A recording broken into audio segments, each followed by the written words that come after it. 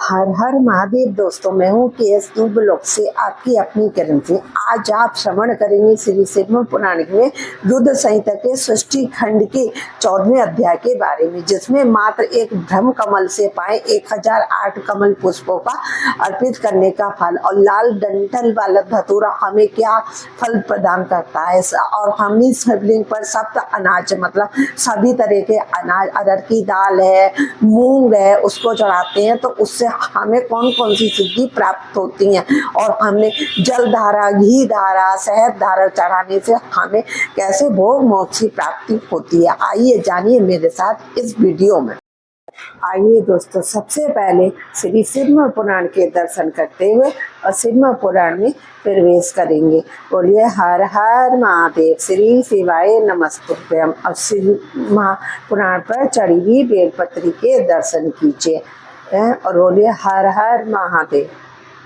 हर हर महादेव दोस्तों, आज आप श्रवण करेंगे श्री शिव पुराण की हिंदी व्याख्या के अंतर्गत रुद्र संहिता के षष्ठी खंड के 14वें अध्याय के बारे में, जिसमें विभिन्न प्रकार के पुष्पों, अन्न तथा जल आदि की धाराओं से शिव जी की पूजा का महत्व बताया गया है।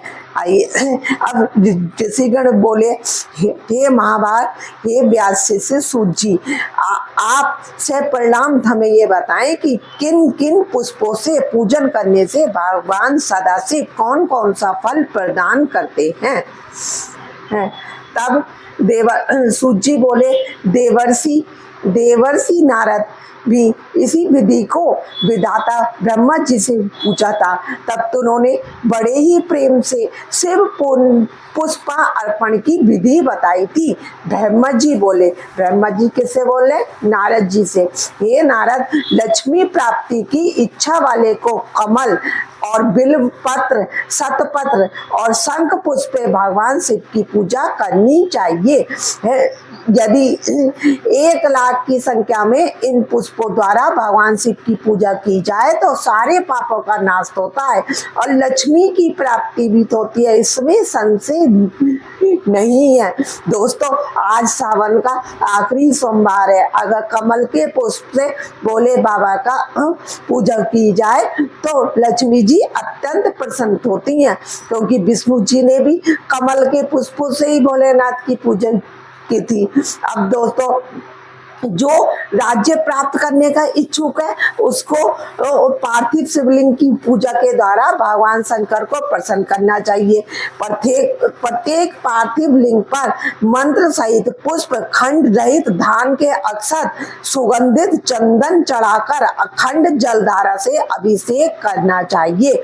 तदंतर प्रत्येक पार्थिव लिंग पर मंत्र सहित अच्छे से अच्छे बेलपत्र तथा कमल पुष्प समर्पित करने चाहिए। प्राचीन ऋषियों ने कहा है, यदि शिवलिंग पर शंख पुष्प के फूल चढ़ाए जाएं तो इस लोक और परलोक में सभी कामनाओं का दिव्य फल प्राप्त होता है। शंख पुष्प के फल चढ़ाने से दोस्तों, जो धूप, दीप, नैवेद्य, नर, अर्घ, आरती, प्रदीक्षा, नमस्कार, क्षमा प्रार्थना, विसर्जन करके जिसने ब्राह्मण भोजन करा दिया उसे भगवान शंकर अवश्य ही राज्य प्रदान करते हैं। जो मनुष्य सर्वश्रेष्ठ बनने का इच्छुक है उसे आधे अतः 5 करोड़ पार्थिव शिवलिंग की यथा पूजन करे, और कारागार में पड़ी हुई मनुष्य को 1 लाख पार्थिव लिंगों से भगवान शंकर की पूजा करनी चाहिए। यदि कोई व्यक्ति रोग ग्रस्त हो तो उसे 50,000 पार्थिव लिंगों से शिव का पूजन करना चाहिए। विद्या प्राप्त करने की जो इच्छा रखता है उसे चाहिए कि वह उसके भी आधे पार्थिव लिंगों से शिव की अर्चना करे। जो वाणी का अभिलाषी है उसे घी से शिव की पूजा करनी चाहिए। भोले बाबा की शिवलिंग पर घी अर्पित करना चाहिए। अभिचार आदि कर्मों में कमल पुष्प से शिव पूजन का विधान है। समस्त राजाओं पर विजय प्राप्त करने के लिए 1 करोड़ कमल पुष्पों से शिव का पूजन करना प्रशस्त माना गया है। दोस्तों, ऐसे ही ब्रह्म कमल होता है जो कि बरसात के ही मौसम में यहाँ पहाड़ों पर केदारनाथ की तरफ टूटता है। अगर हम एक ब्रह्म कमल भी चढ़ा दें भोले बाबा पर तो वो सैकड़ों कमल पुष्पों के बराबर होता है। यश प्राप्त करने के लिए उतनी ही संख्या कही गई है। वाहन आदि प्राप्ति के लिए 1000 पार्थिव लिंगों की पूजन करनी चाहिए। मोक्ष चाहने वाले को 5 करोड़ कमल पुष्पों से उत्तम भक्ति के साथ शिव की पूजा करनी चाहिए। कामनाओं की पूर्ति के लिए महामृत्युंजय मंत्र का जप भी करना चाहिए। 5 लाख महामृत्युंजय मंत्र का जप करने पर भगवान सदाशिव निश्चित ही प्रत्यक्ष हो जाते हैं। 1 लाख के जप से शरीर की शुद्धि होती है। दूसरे लाख से पूर्व जन्म की बातों का स्मरण होता है। तीसरे लाख से जप से संपूर्ण काम्य वस्तुएं प्राप्त होती हैं। चौथे लाख जप होने पर भगवान शिव का दर्शन होता है और 5वें लाख का जप पूरा होता है तब भगवान शिव जप का फल निसंदेह प्रदान करते हैं। इस मंत्र का 10 लाख जप हो जाए तो संपूर्ण फल की सिद्धि हो जाती है। जो मोक्ष की अभिलाषा रखता है वह 1 लाख दबों द्वारा शिव का पूजन करे। मुनि श्रेष्ठ शिव की पूजा में सर्वत्र लाख की ही संख्या समझनी चाहिए। आयु की इच्छा वाला पुरुष 1 लाख दूर्वाओं द्वारा पूजन करे। भोले बाबा की शिवलिंग पे दूर्वा चढ़ाओ तो इंसान की आयु बढ़ती है। जिसे पुत्र की अभिलाषा हो वह धतूरे के 1 लाख फूलों से पूजन करे। लाल डंठल वाला धतूरा पूजन में शुभदायक माना गया है। अगस्त के फूलों से पूजा करने वाले पुरुषों को महान यश की प्राप्ति होती है। यदि तुलसी दल से शिव की पूजा करे तो उपासक को भोग और मोक्ष का फल प्राप्त होता है। देखो दोस्तों, इसमें लिखा है, सब लोग कहते हैं कि भोले बाबा पे तुलसी दल नहीं चढ़ाना चाहिए, लेकिन शिव पुराण में स्पष्ट लिखा है यदि हमें भोग और मोक्ष है की प्राप्त करना है तो तुलसी दल से शिव का पूजन करना चाहिए। लाल और सफेद मदार, अपमार और कहार के फूलों द्वारा पूजा करने से प्रताप की प्राप्ति होती है। गुलर के फूलों से की हुई पूजा शत्रु विनाशक कही गई है। गुल दोपहरिया की फूलों के द्वारा आभूषण की प्राप्ति होती है। चमेली से शिव की पूजा करने से मनुष्य वाहनों को उपलब्ध करता है, इसमें संशय नहीं है। अक्षी के फूलों से महादेव जी का पूजन करने वाला पुरुष भगवान विष्णु का प्रिय हो जाता है। समी पत्रों से पूजन करके मनुष्य मोक्ष प्राप्त करता है। बेला के फूल चढ़ाने पर भगवान शिव अत्यंत शुभ लक्षण पत्नी प्रदान करते हैं।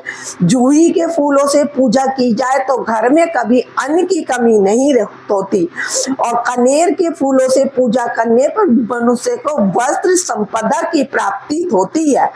और वहीं सेंधुआ आरी या सेफालिका के फूलों से लोक में शिवलिंग का पूजन किया जाए तो मन निर्मल होता है। 1 लाख बेलपत्रों से पूजन करने पर मनुष्य अपनी सभी मनोकामनाओं को प्राप्त कर लेता है। हार श्रृंगार के फूलों से पूजा करने पर सुख संपत्ति की वृद्धि होती है और ऋतुओं में पैदा होने वाले फूल आदि शिव की पूजा में समर्पित किए जाएं तो वो मोक्ष देने वाले होते हैं, इसमें संशय नहीं है। राई के फूल, जो ये सरसों होती है ना, इनके राई के फूल शत्रुओं के लिए अनिष्टकारी होते हैं। इन फूलों को 1 लाख की संख्या में शिव के ऊपर चढ़ाया जाए तो भगवान शिव प्रचुर फल प्रदान करते हैं। और बोलते हैं चंपा और केवड़े को छोड़कर, चंपा केवड़े और केतकी को छोड़कर ऐसा कोई फूल नहीं है जो भगवान शिव को प्रिय ना हो। ये विप्र, महादेव के ऊपर परम भक्ति से अखंडित चावल चढ़ाने से मनुष्य की लक्ष्मी बढ़ती है। 6.5 प्रस्त और 2 पल भर चावल संख्या में 1 लाख हो जाते हैं, ऐसा लोगों का कहना है।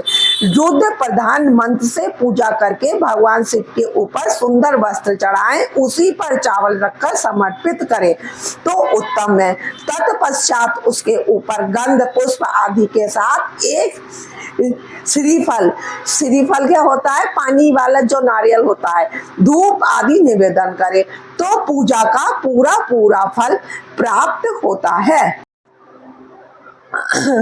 वहीं इससे जहाँ 100 मंत्र जपने की विधि है, वहाँ 108 मंत्र जपने का विधान बताया गया है। 1 लाख पल तिलों का अर्पण पातकों का नाश करने वाला होता है। तिल द्वारा अपने कल्याण के लिए पूर्व की भांति पूर्वार्थ विधि से शिव की पूजन करना चाहिए और मुनियों ने यव के द्वारा की गई पूजा को स्वर्ग का सुख प्रदान करने वाला बताया है। फल प्राप्ति के इच्छुक लोगों को ब्राह्मणों के लिए प्रजापति देवताओं के द्रव्य चांदी की रुपए से दक्षिणा में रूप में देना चाहिए।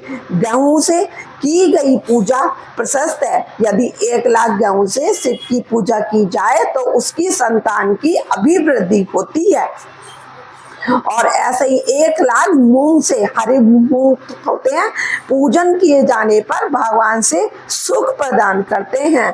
और प्रियंगु काकुन के द्वारा धर्मार्थ परमात्मा शिव की पूजा करने पर धर्म, अर्थ और काम की अभिवृद्धि होती है। यह पूजा सभी सुखों को देने वाली है।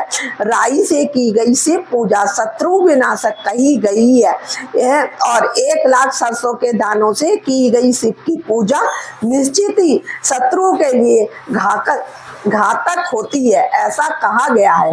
अरहर की पत्तियों से शिव जी की सुशोभित करके उनका पूजन करना चाहिए। शिव की पूजा करने के पश्चात 1 गौ 1 बैल का दान करना चाहिए।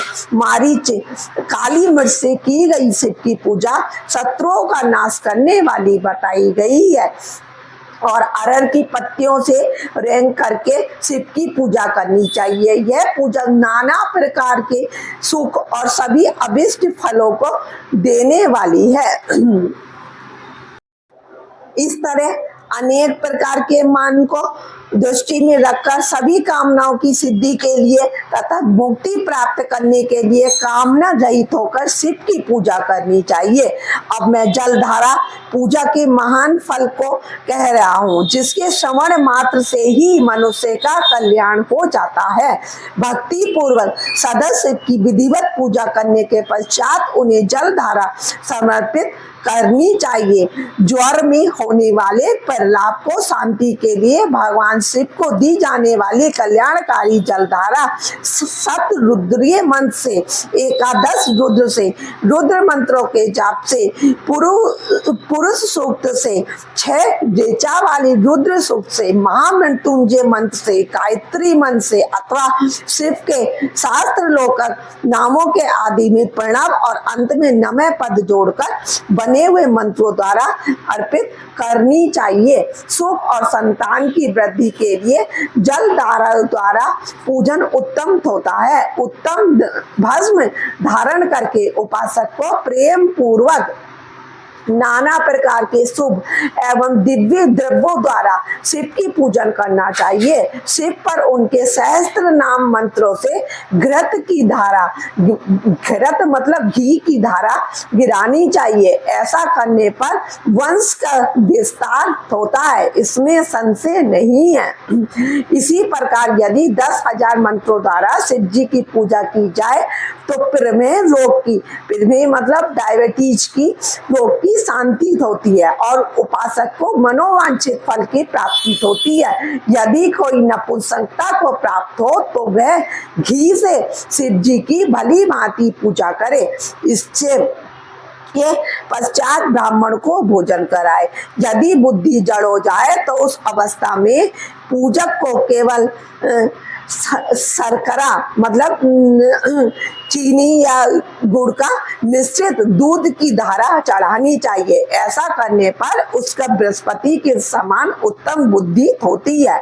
जब शरीर में अकारण ही उचाटन होने लगे, उचट जाए तो और जहाँ कहीं भी प्रेम ना रहे, दुख बढ़ जाए, अपने घर में सदा कलह हो, तो पूर्वात रूप से दूध की धारा चढ़ाने से सारा दुख नष्ट हो जाता है। शत्रुओं को संतप्त करने के लिए पूर्ण प्रयत्न से भगवान शंकर के ऊपर तेल की धारा अर्पित करनी चाहिए।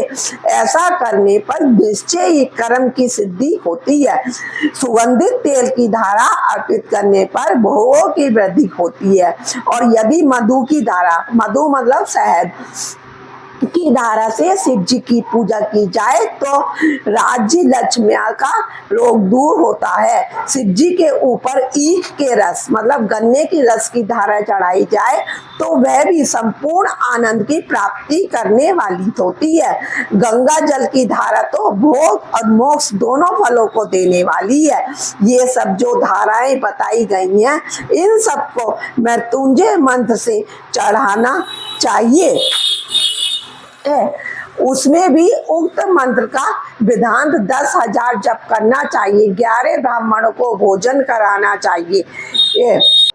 ये मुनीश्वर जो आपने पूछा था वह सब मैंने आपको बता दिया। संसार में सदा शिव की ये पूजा समस्त कामनाओं को पूर्ण करने में समर्थ और सफल है।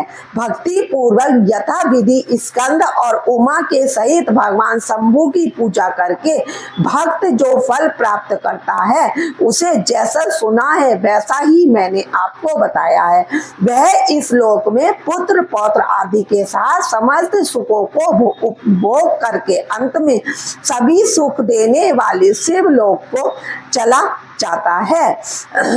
वह भक्त मां करोड़ों सूर्यों के समान दिव्याम तथा सभी कामनाओं को पूर्ण करने वाले विद्वानों पर गान वाद्य यंत्रों से युक्त रुद्र कन्याओं से घिरकर बैठे हुए शिव रूप को प्राप्त करता है। तदंतर अविनाशी परम ज्ञान को प्राप्त करके मोक्ष पा लेता है। इस प्रकार श्री शिव पुराण के अंतर्गत द्वितीय रुद्र संहिता के प्रथम खंड में षष्ठी उपाख्यान में शिव पूजन वर्णन नामक 14वां अध्याय संपूर्ण हुआ। श्री शिवाय नमस्तुभ्यम, श्री शिवाय नमस्तुभ्यम। हर हर महादेव। दोस्तों देखा दोस्तों आपने किस तरीके से विभिन्न प्रकार के पुष्प और अन्न और जलधारा विभिन्न प्रकार के हमें समस्त सुख और भोग और मोक्ष प्रदान करती है। दोस्तों अभी तक आपने मेरा चैनल सब्सक्राइब नहीं किया है तो फटाफट सब्सक्राइब कर दीजिए। और वीडियो को अंत तक देखने के लिए बहुत बहुत धन्यवाद। और मेरे सारी वीडियो को अंत तक वॉच कीजिएगा और ज्यादा से ज्यादा शेयर कीजिएगा ताकि सभी भक्तजनों को शिव पुराण की कथा सुनने का हिंदी व्याख्या में संक्षिप्त वर्णन सुनने का सौभाग्य प्राप्त हो सके। बोलो हर हर महादेव, भोलेनाथ सबके साथ।